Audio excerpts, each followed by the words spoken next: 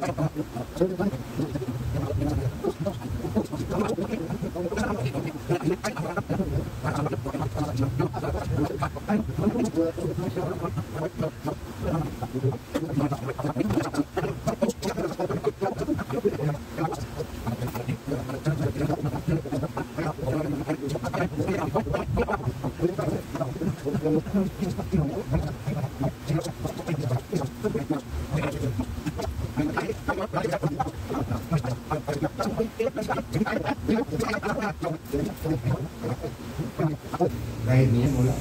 Tuwang-tuwa yun. Asang patay.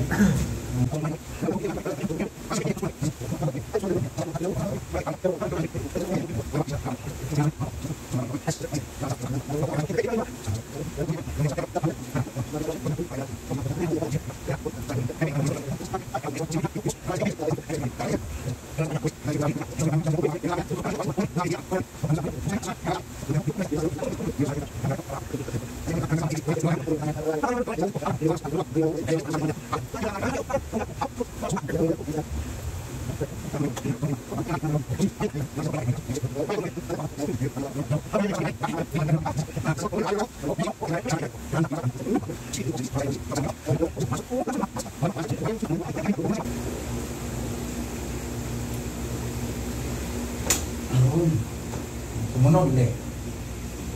Oh, wow. Luluwag yan. Gila.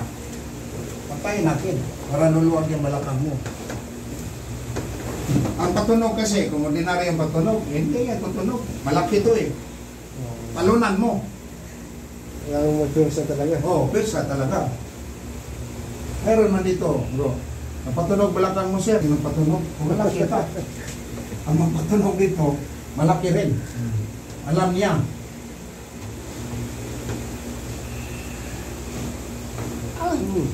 Ano yun?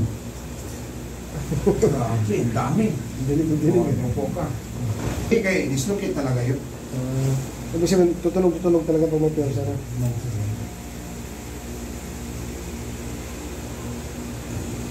Ito nga yung pusino. Ayan, sandila. Sakit? Sige pa yan pa rin. Oo. Ano talaga? Ano, pigilan. Lock mo. Huwag magpigil. Tingala. Ito mo paano yan? Huwag mo kasi. Ano? Huwag mo kasi. May first time mong patunogin? Lagi na. Ang bisis din. Huwag mo kasi pigilan. Pigilan. Nilak ka lang. Pinasa na ka kasi. Kasi, kalak yan.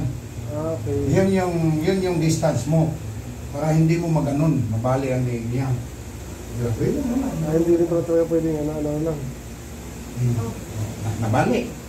Hindi mabali yan. Nakalak yan eh. Yung measure mo. Hanggang dyan lang yan eh. Pag twist mo, hanggang dyan lang yan. O minsan dito. Hindi naabot dito. Ito yung guide mo. Tukuha lang pala yun. Yun ang guide mo. Oh. Sarap balakang no? Ang dami no? Ayan mo. Mabuhay ang DDS! Mabuhay ang DDS!